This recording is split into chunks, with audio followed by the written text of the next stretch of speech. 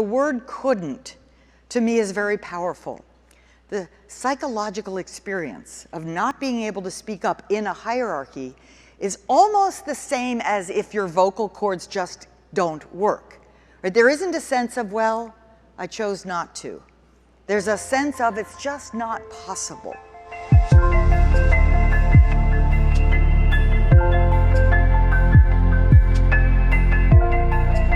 I'm only standing up here today because of an accidental finding over 20 years ago that led me to stumble into the topic of psychological safety. So I didn't set out to study psychological safety when I went to graduate school 25 years ago. I wanted to study the learning organization. I wanted to find out what are the factors that help organizations successfully learn from their own experiences, from their own data, from their own failures even. And so I jumped at the chance when, as a first-year PhD student, I was invited to join a later landmark study of medication errors. You see, learning from mistakes was one of my very favorite topics. And the beauty of this study, the beauty of the study design from a research point of view was this. My little part would be to administer a well-validated team survey called the Team Diagnostic Survey, developed by my famous advisor, Richard Hackman. And I would deliver this survey early on in a 6-month study. I would just try to get a handful of patient safety units in a couple of nearby hospitals to fill this out. Meanwhile, trained medical investigators would spend 6 months visiting these units a couple of times a week or so and gathering the error data, something that I didn't have the qualification to do, and more importantly, this created independence of data collection and nice timing, right? So my survey, time 1, and then 6 months, data collection, and all I would do was sit tight and wait for those data and run my correlations, and then I could publish, and then there was a very good chance I'd actually get out of graduate school.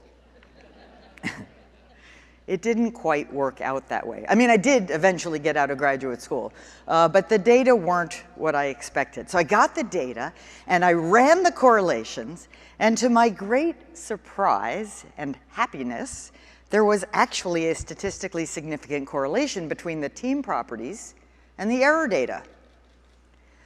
Only it was in the wrong direction. Now, so this doesn't really make sense, right? Because what the data were saying to me is that better teams make more mistakes. Now, research in aviation before this had already shown that cockpit crews, who are better teams, according to the same survey, make fewer errors in simulators. Right? So it turns out to be more objective error data, but I digress. So the data were suggesting that better teams in the environment in which you train people to perform were making more, not fewer mistakes, and I couldn't accept that that was actually true. So that forced me to think, which is always a good thing if you're a researcher, and it suddenly occurred to me, when I later thought of as a blinding flash of the obvious, that maybe better teams don't make more mistakes. Maybe they're more willing and able to talk about them. Now, that insight was a far cry from proving it.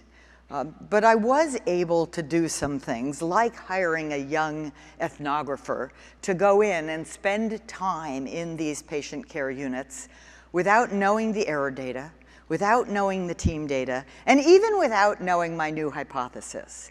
And he came back with oodles of qualitative data that suggested that these patient care units had dramatically different climates, interpersonal climates, in what I later, but not yet, called psychological safety. That people were more open and more willing and more able to talk about and report errors as they happened.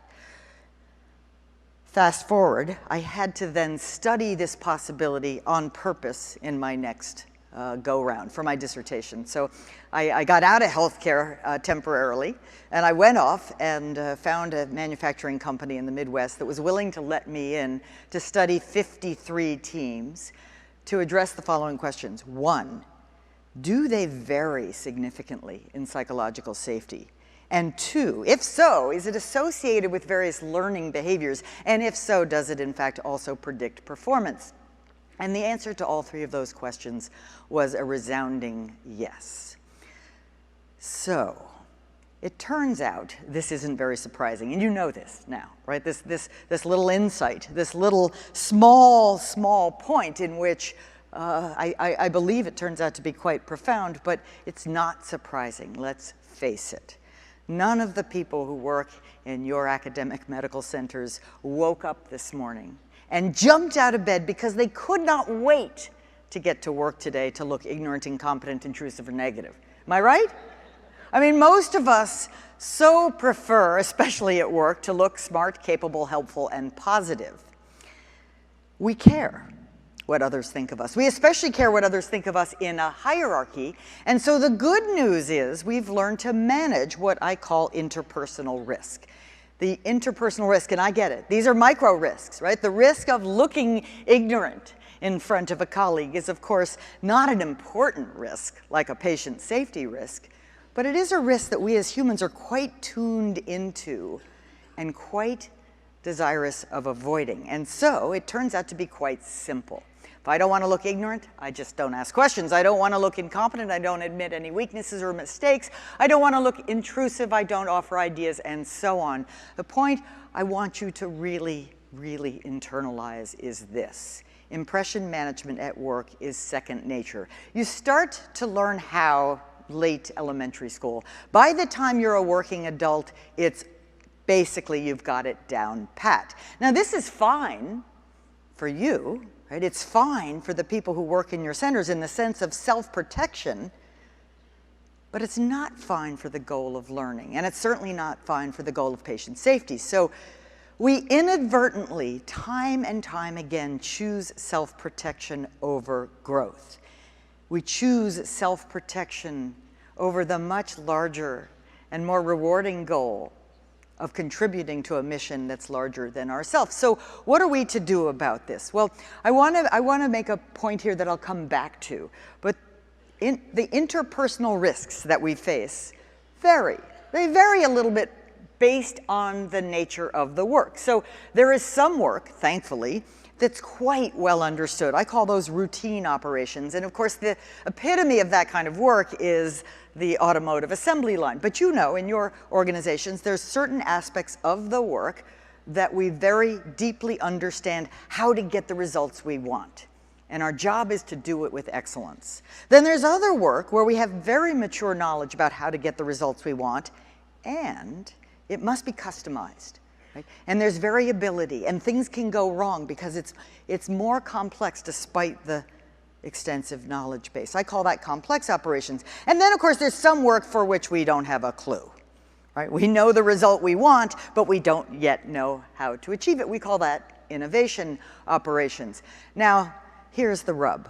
The degree of uncertainty goes up as we go to the right. And the nature of the interpersonal risks, they all have interpersonal risks, but the nature of the risks change. For example, in routine work, I might be reluctant to speak up with a small improvement idea. I might be reluctant to speak up and pull that famous andon cord at Toyota if I see something that could be out of whack, but might not be out of whack, a tiny imperfection that hardly seems worth mentioning. But we want you to do it anyway. In complex operations, like strategic decision-making or cardiac surgery, I might not want to disagree with the boss. I might not want to point out a potentially, but not necessarily, catastrophic error. And in innovation operations, I might not want to try something that ends in failure, and yet I must. Right? That's part and parcel of the innovation work. And I might not want to offer a half-baked idea. So these interpersonal risks, I think you can readily recognize, they are destructive to the goal of excellence. And so, in some very special organizations, we have figured out a way to enable people, to give people a sense of permission that interpersonal risks are, in fact, worth taking. In fact, they're not so risky after all. It can be even more risky not to take them around here. So I'll define psychological safety as a belief that this workplace is safe for speaking up, with ideas, with concerns, with questions, and yes, even mistakes. And that behavior will be valued and respected by my colleagues. You can think of it as a sense of permission for candor. Right? This is not advice for your next dinner party. Right? This is for work. You know, the students depend on you, the patients depend on you. So I like to think of this as, because I understand it, impression management is not going to go completely away, nor do we want it to. Right? We definitely don't need to hear every thought inside your head. Right? But put it in the back seat. Right? It should not be driving the car. Some people have said, you know, you go to work, you have two jobs. You've got your job description job, and then you've got the job of looking good. I want that job, maybe not even in the back seat. I want it in the trunk, right? There's a little part of you that has to worry about that, but that should not be front and center. So I've learned over the years that no matter how clear I try to be, I'm not clear enough. So I now have a list of what psychological safety is not, because there's a lot of people out there, to my surprise and delight, talking about it. So it's not, and this is the most important of all, it's not about being nice, right? Because when we say being nice in organizations, sometimes that means I will say to your face what I think you want to hear, but then in the hallway, I'm telling my colleague what I really think. That's not actually very nice, nor is it psychological safety. It's not touchy-feely, not warm and fuzzy, cuddly. It's not also a license to whine. This is not just free rein on all your complaints. It's also not a guarantee that all your ideas will be applauded. It's not the same thing as a safe space. It's a wonderful concept. That's a kind of trigger-free space. That's not what I'm talking about. It's certainly not freedom from conflict. In fact, it's the obligation to dissent and to engage in conflict in the most productive way possible. It's not permission to slack off. It's not nirvana. It's not oversharing. And it is most certainly not the goal. Right? The goal is excellence. Right? The goal is excellence in a volatile, uncertain, complex, and ambiguous world, and that's not easy. Now, in 2003, in January of 2003, an engineer, shown here, Rodney Rocha, had a very tentative, but also very distressing concern. He worried that at launch of the Columbia shuttle's final mission, there might have been what's called a foam strike. That's when a piece of the solid rocket booster dislodges and inadvertently hits the shuttle. And if it happens late enough, and if it's a large enough piece, it could be catastrophic. Now, this had never happened before, and little tiny pieces had happened before, but something in Rodney's gut told him this one was different. But he had no data, and he was discouraged by his boss, and so on and so forth. So he watched senior leaders talk about this issue in a Day 8 mission management team leader. He watched from the periphery of the room, and he kept painfully silent. Many months later, when the Columbia Accident Investigation report came out, Charlie Gibson, the ABC News anchor, asked Rodney, "Why didn't you speak up? Why didn't you say something?" And here is his poignant, at least to me, reply. He said, "I just couldn't do it. I was too low down," and his hands did this on screen. He said, "I was too low down, and she," meaning Linda Ham, the mission management team leader, "was way up here." I share this quote with you because the word couldn't, to me, is very powerful. The psychological experience of not being able to speak up in a hierarchy is almost the same as if your vocal cords just don't work. Right? There isn't a sense of, well, I chose not to. There's a sense of it's just not possible. Now, 7 days later, Columbia indeed combusted fully upon re-entering the Earth's atmosphere, killing 7 astronauts. And Rodney Rocha harbors that guilt to this day. Status differences are pervasive and problematic in most organizations. I know they don't apply to academic medical centers, but still, you just should understand this for the broader world. No, just kidding, as you well know. So I've done many studies over the year, and my colleagues and others have done many as well, but I want to share just one of them with you. This was a study that I did with Ingrid Nemhard and Anita Tucker, then doctoral students, in the NICU setting. And we had the invitation to study 23 NICUs in North American hospitals in the US and Canada.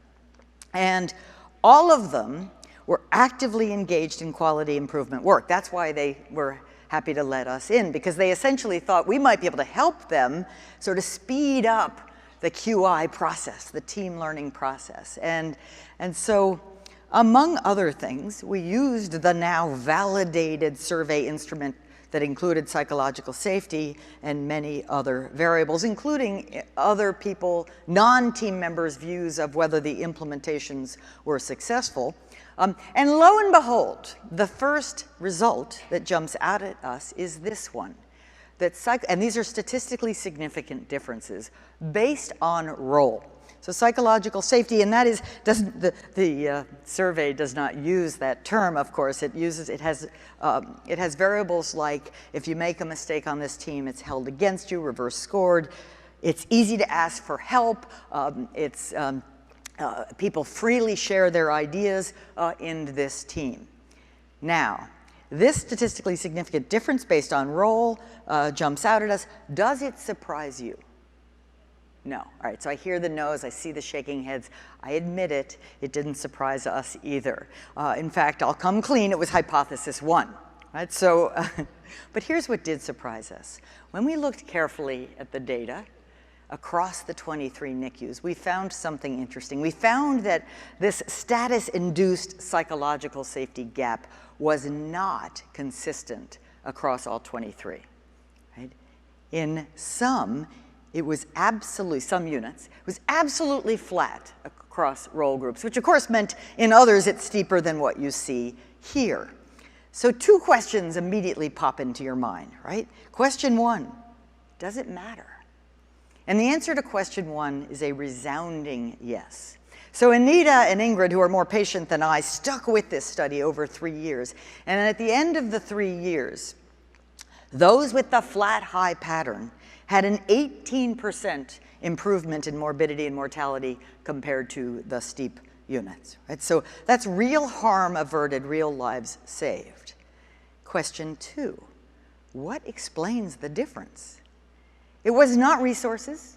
It was not layout or architecture or education or anything else that you might think. It wasn't senior management, hospital level senior management support, none of that.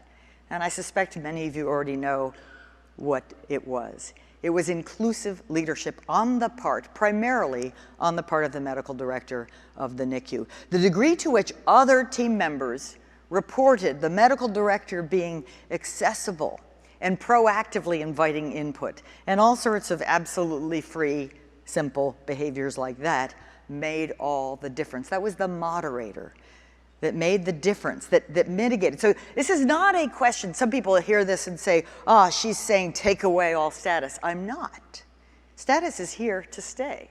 What I'm saying is that how your high status is handled matters, and matters especially for learning, but ultimately, of course, for performance as well. Do not hear me as saying this is only a frontline phenomenon, that we only have to worry about this at the very bottom of the organization or the front lines of patient care. In fact, not at all. My favorite scholarly journal, The New Yorker, tells me this happens in the executive suites around the world. Now, we know this is a top management team. Why? You got it, right? It's all men, all white men, I hasten to add. And so because it's a top management team, we know for sure that they're talking about something important, right? And we don't know much else, but we do know that because they're talking about something important, they're about to drive off a cliff. So the boss says, for those of you in the back who can't read this, all those in favor say aye. And sure enough, a chorus of ayes around the table. But check out the thought bubbles. Now, in real life, you can't see the thought bubbles. right? But they're there.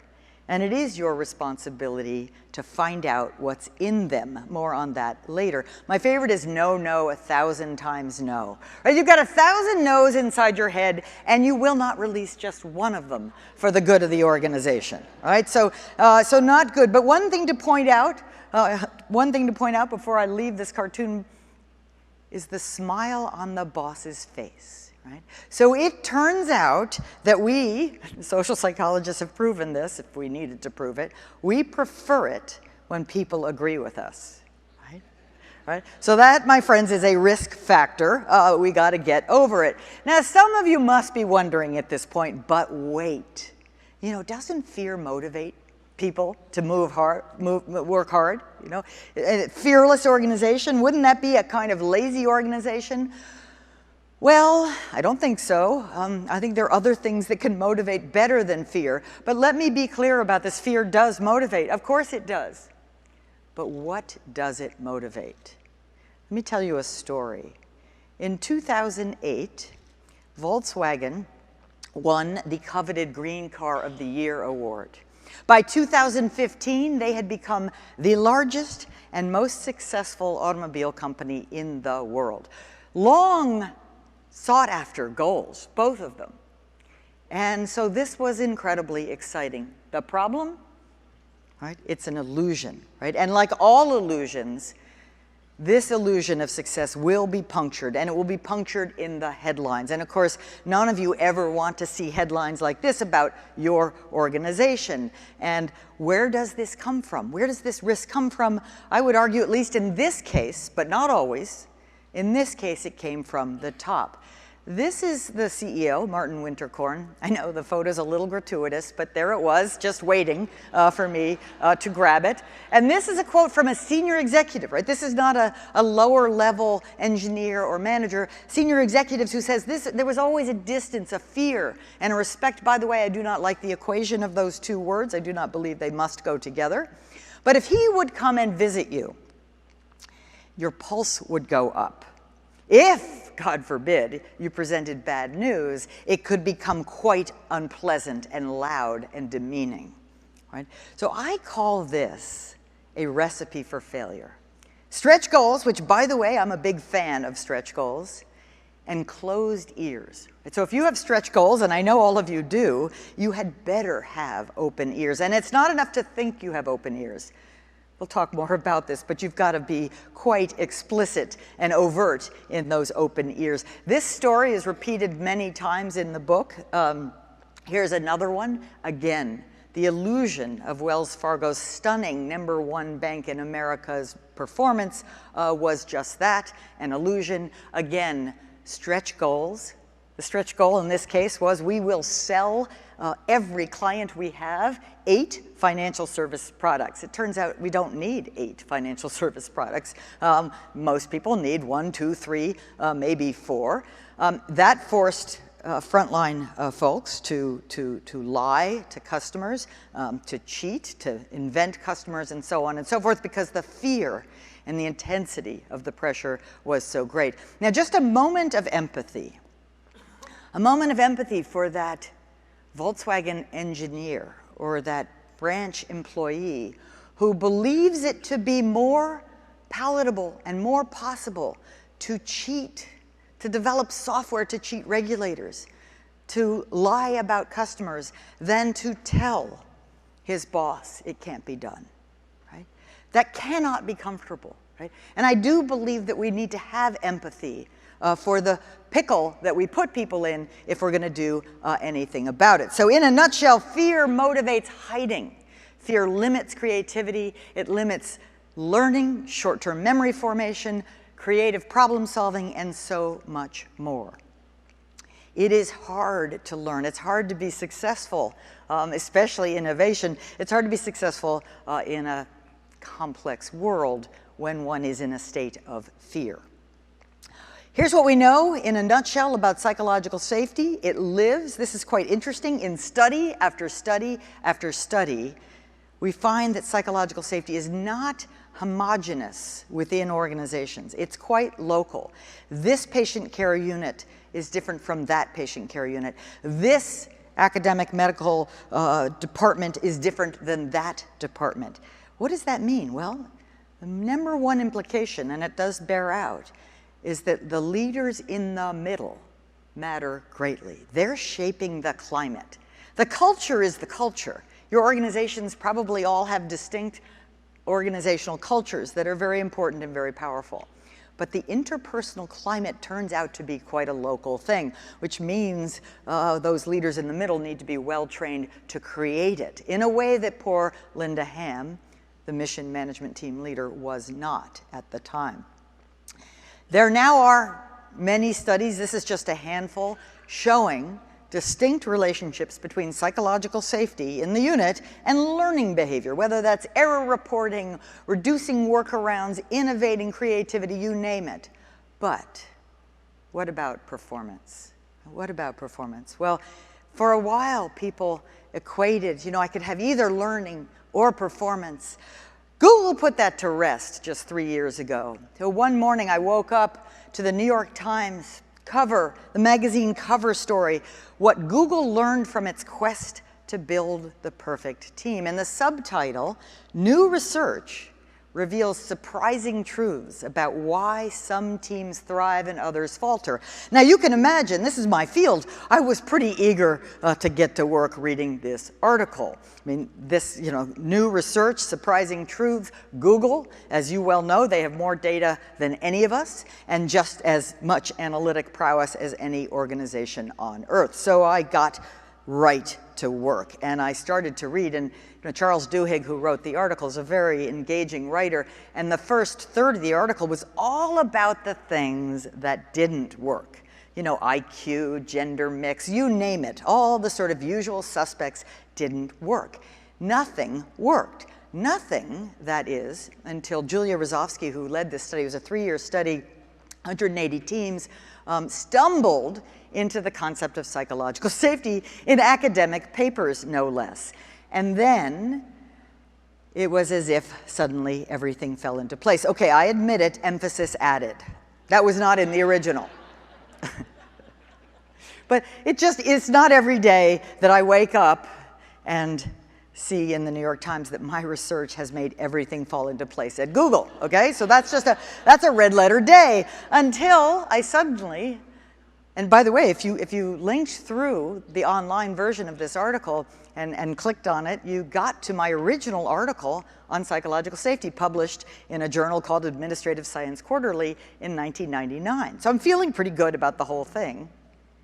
And then I pondered the date, right? So this is 2016. That's a 17-year gestation rate, which is long even in medicine, right? So then I didn't feel so good after all. But the point is, psychological safety, in fact, especially in a complex interdependent world, is a key contributor to performance, especially of teams. So as leaders, and again, leaders at any level, you have two jobs, not just one. One job is, of course, to promote high standards, to coach and enable and inspire people to do the very best work they can. The other job is to create a psychologically safe interpersonal climate where people can bring their full selves to work. If you don't do either, well, then I call that the apathy zone. This is where people quit and stay. They're still getting a paycheck, right? But that's about all that's going on. And sure, if all you worried about was psychological safety, you might be at risk of the comfort zone. I have to tell you the truth, I don't see much of that out there today. But this one I still see. I call this the anxiety zone. And let me be perfectly clear. I'm not talking about anxiety about missing a deadline or anxiety about letting down the patient. I'm talking about interpersonal anxiety. I'm talking about Rodney Rocha, who couldn't speak up at that meeting. I'm talking about those respiratory therapists in the lower performing NICUs who couldn't say what they worried about or saw overnight. So that is a zone where people are at risk, patients are at risk, students are at risk, employees around the world, and customers as well. The learning zone, this is the holy grail. This is where we need to be. And the point I'm trying to make here is that there is theoretical trade-off between high standards and psychological safety.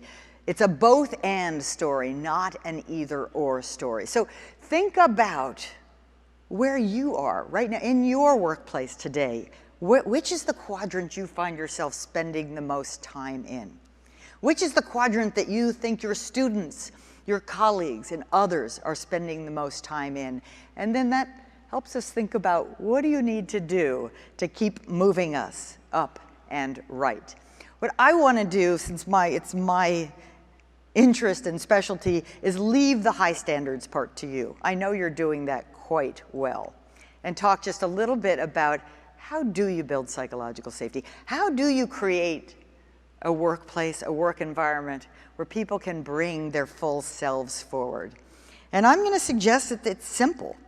3 simple things. Now, please note, simple is not a synonym for easy. Okay? Simple. Frame the work, invite engagement, respond productively. Each of those needs to be described in some detail, especially the first one. So let me start there. Framing the work starts with the recognition that we humans have cognitive frames through which we see reality. These are implicit or taken for granted beliefs that shape how we see and make sense of a situation and shape how we behave as a result. So the leadership task I'm talking about here is reframing. These are things you can do and say, by the way, at any level of any organization, things you can do or say that shape others' frames in the most productive way possible. And by the way, this starts with the recognition that all work is not alike, so that the framing statements that you might make will be different on the Toyota production line than in the scientific laboratory. Let me give you some examples. So these are some of my favorite leadership framing statements. This is David Kelly. He is a Stanford engineering professor, co-founder, and was longtime CEO of arguably the world's most celebrated innovation consultancy, IDEO. I suspect many of you have heard about IDEO. And David will go around saying to any innovation team in the company that will listen, fail often in order to succeed sooner. Now, is Kelly saying, go ahead, give lousy work to the client? Of course not. He's saying this is the kind of work for which success requires you, in no uncertain terms, to fail along the way. Okay, absolutely. It's a lovely framing statement. Fail often in order to succeed sooner. You can use it. You can take it. It's not copyrighted. Please don't take it to the cardiac surgery operating room. Okay, that's just inappropriate mismatch. Okay. But David Kelly, to me, it's a lovely framing statement for innovation, for a laboratory setting, if you will, behind closed doors, where you can fail with impunity on the way to stunning success and discovery. The deeper question here is not, why does he say this, because of course it's true. The deeper question is, don't they already know it? By they, I mean the team members here. These are smart young people from places, best schools around the country. And the answer is, of course they know. Of course they know that innovation requires failure. So here's the deeper truth. The deeper truth is, despite the fact that they know that intellectually, emotionally, they've never gotten an A- in their life. Right? So what Kelly recognizes is that as a leader, he has to repeatedly reframe, repeatedly remind them. Otherwise, they are at risk. Right? They're at risk of not taking the kinds of wild-eyed, crazy failures that they can take in that setting that lead them to get to something new, exciting, and useful. Another example in a not completely dissimilar setting is OpenTable. I suspect many of you use OpenTable. This is Krista Quarles. She's the CEO of OpenTable. And she says to her team, early, often ugly, it's okay. Doesn't have to be perfect, right? We can course correct much, much faster. No amount of ugly truth scares me. What is she doing? She's framing the work. She's saying, this is the kind of business, the platform business, the restaurant reservation app business, for which great success will come by getting it out there, imperfect, and learning as we go. And by the way, the course correction truly cannot be done without the participation of customers and users on both sides of this two-sided platform. And so she, again, is making it making it clear to them because they, too, are high-achieving people who don't like handing in sloppy copy. Right? So again, she's addressing instincts. She realizes that as much as everybody understands that first is best, perfect is last, you've got to override, and you've got to override recurringly, or they won't do the behaviors you need them to do. Now, much closer to home, this is Julie Morath. She was Chief Operating Officer at Children's Hospital and Clinics in Minneapolis-St. Paul for a decade, before going off to Vanderbilt after that. And she led a pioneering and remarkably profound and successful patient safety initiative. And this is a beautiful framing statement, which Morath was known to repeat often. She said, healthcare, by its very nature, is a complex, error-prone system. What's she doing? She's framing the work. She's saying, things will go wrong. That's Swiss cheese, right? That's the world in which we work.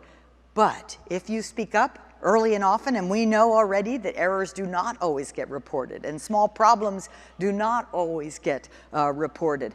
And so she's saying, your job is to speak up. And speaking up doesn't make you look bad or incompetent or intrusive or negative. Speaking up is a heroic thing to do. It's the right thing to do. It saves lives. And again, even if she's said it once and they begin to understand the system theory of medical error, she's got to say it again and again, because people still, as human beings, are prone to hiding their failures and hiding their mistakes. Now, more generally, managers often hold what we call tacit frames, taken for granted frames. That means beliefs that we don't necessarily question and don't question enough, such as, well, employees are self-interested and untrustworthy. This is what was famously called Theory X years ago by Douglas McGregor. Top management, people above me sometimes, or I myself, if I'm top management, always knows best about issues of organizational importance. Unity, agreement, and consensus are signs of health, and disagreement and dissent should be avoided. I think you can already sense that those would not be tacit frames I would advocate. And in fact, they kill psychological safety. Let's explicitly reframe each and every one of those to build psychological safety, and it would look something like this. Employees are trustworthy and well-intentioned, and things might go wrong. Everyone in this organization has access to essential information and ideas upon which our future depends. Unity, agreement, consensus could be risk factors. Not always, thankfully, but we have to question it. We have to dig deeper sometimes, because disagreement and dissent are signs of healthy conflict. So framing the work essentially is about ensuring that we get on the same page about the risks that lie ahead. Right? That people are explicit and aware of what's going on. But that's not enough. That basically sets the rationale for voice. That says why it's a reasonable thing to think we'd really actually want to hear from you with half-baked ideas and observations about mistakes. But you've got to go further than that. You've got to be overt in the invitation. Do not assume people know you're interested. Go out of your way to make sure. That's what those medical directors in the high-performing NICUs did. What does this look like? Well, let me give you an example from business history. This is a classic book called My Years with General Motors by one of the great business leaders, successful business leaders of the last century. So this is getting close to a century ago. But here's Alfred Sloan. They named the MIT School of Management after him.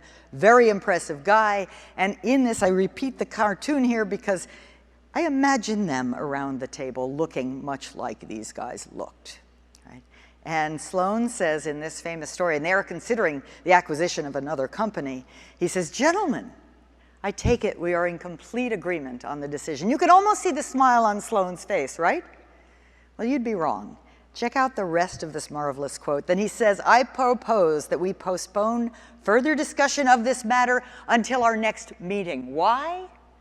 To give ourselves time to develop disagreement, which he equates with depth, right? A deeper understanding of what this decision's all about. This decision is too important to have you just say, "Yes, boss." I mean, maybe where should we go for lunch? Fine, right? But not should we acquire this other company. I need to hear from you. If you guys were doing your job, you would have had something to say. So he is not saying dissent is okay. He's saying dissent is required for something like this. And what's something like this? High stakes, uncertainty, right? And potentially at least different sources of expertise that could inform the decision. Your best tool as a leader at any level is what I call the good question. What's a good question? Well, first and foremost, it's a question you don't know the answer to. Second, it's the kind of question that by its very wording helps us focus on something that matters. That is, it's not, hey, what's on your mind? Helps us focus. It invites careful thought, and it gives people room to respond. Let me give you some examples. They essentially come in two categories. And category one is the kind that help us go broad. What are we missing? You know, what do others think? What other options should we consider? And my favorite, who has a different perspective? Now notice that that is a close cousin of, does anyone have a different perspective? This one's better, right? The frame under, does anyone have a different perspective is any one of you brave enough to slow us down? Good, no. What's the frame under this one? It's, there's a treasure out there somewhere. I just don't know which one of you has it, and I'd love to hear it. The other kind of good question are the kind that help us go deeper. Okay, I see you think that, but I don't yet see why. What data do you have? What's the logic? What's the concern? Can you give me an example? What might happen if? Right? These are tools, absolutely free, absolutely valuable, that help us go deeper, that help us do better thinking about our most important decisions, whether they be related to curricula or patients. So we've framed the work. We've been overt. We don't accept silence as an answer. It's still not enough. The third thing you must do is have a productive response. Let's just say someone takes you seriously on the first two. They raise their hand, they bring you bad news. Remember Martin Winterkorn? And you bite their head off. Not gonna work. Okay, here we go. What's a productive response? Well, it has two features. Let me give you a story and then tell you the two features. So this is Alan Mulally. He came in and took over Ford at a time when it was bleeding red ink and turned it around. It's quite a remarkable story written about in a marvelous book called The American Icon, meaning Ford. And Mulally, in his first couple of meetings with his senior team, no longer all white men, thankfully, asked them to color code their reports, right? Red for trouble ahead, yellow for caution, and green for good news. Okay, so the first couple of senior staff meetings, everything was, you got it, you were there, right? No, green, green. So finally, Mulally says, listen team, we are on track to lose $17 billion, that's with a B, dollars this year. Is there anything not going well? Now notice what he's just done. He has framed the work, right? $17 billion. I mean, there better be things going wrong if you're losing that much money. And then he said, invite engagement, right? Is anything not going well? Be slightly better if he said, what isn't going well, right? But that's a tweak. Deathly silence. And then Mark Fields, head of all of the all of the Americas, North and South, raises his hand and proceeds to describe a very serious problem with the new Ford Edge. More silence ensues. Everybody else around the table reported having the following thought. Okay, he's out of here. They thought Mark was going to be fired for speaking truth to power. That's not what happened, or I wouldn't be telling you this story. What happened was that Mulally put his two hands together and started to applaud. Turns out there were some people who thought that was a signal, you know, from stage left over here, the guy's gonna come and then take Mark out and that's the end of Mark. No, of course not.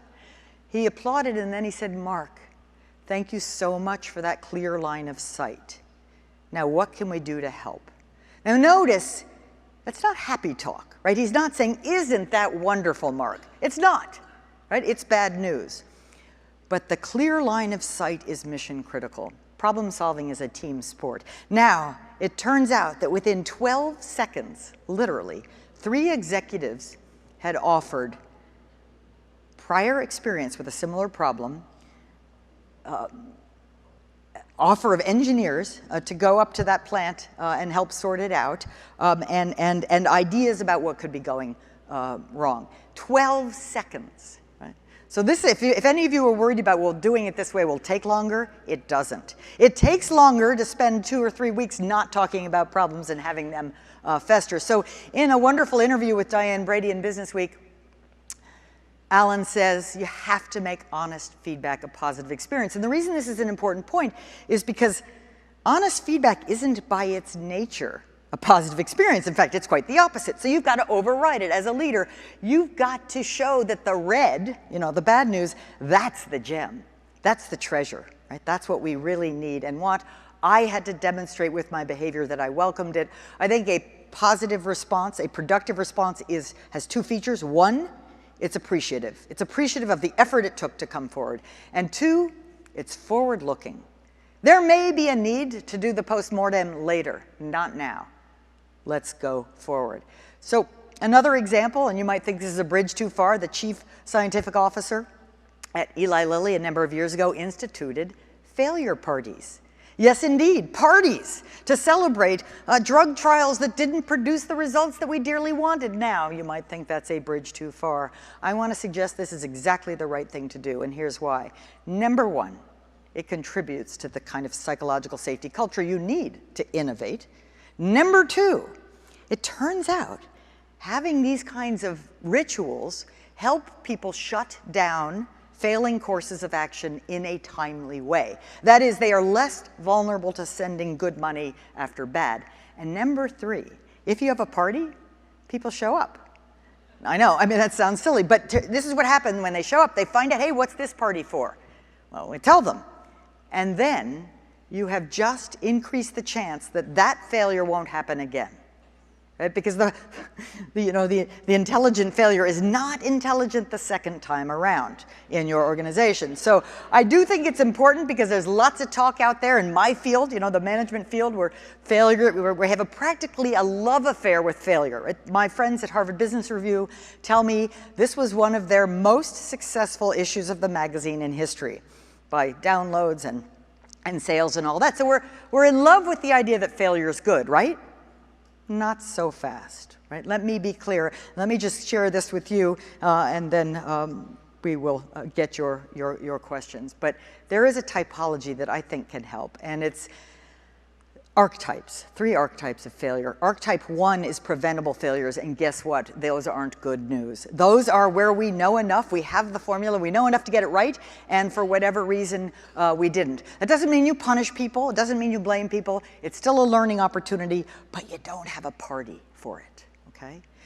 Failure type number 2 are the kinds of failures that happen when, again, in reasonably well understood contexts, some weird stuff happens. A combination of factors, internal, external, combine in a brand new way that's never happened before and produce a failure despite the relatively familiar context. Those aren't good either. And again, we can learn from them. And now we draw a line in the sand because the intelligent failures are still undesired. Make no mistake, nobody wanted that failure in that laboratory. And we couldn't have seen it coming even if we tried. So with this typology, of course, it's then tempting to say, I know, I'll just call every failure that happens in my organization intelligent and I'll be done with it. Not so fast. An intelligent failure only exists when there was a reasonable chance of making something good, right? Some opportunity presented itself. Number 2, you sat down and did the thinking about the assumptions that are guiding this new foray into the unknown. Number 3, the plan will test those assumptions. And number 4, everybody understands in advance that this might not succeed. And that's okay. And finally, it's got to be as small as it can be and still be informative. You don't bet the farm, then it's not intelligent. I could relabel these, and I will, mistakes, accidents, and discoveries. They're all happening all the time. We want to prevent as many mistakes as we can.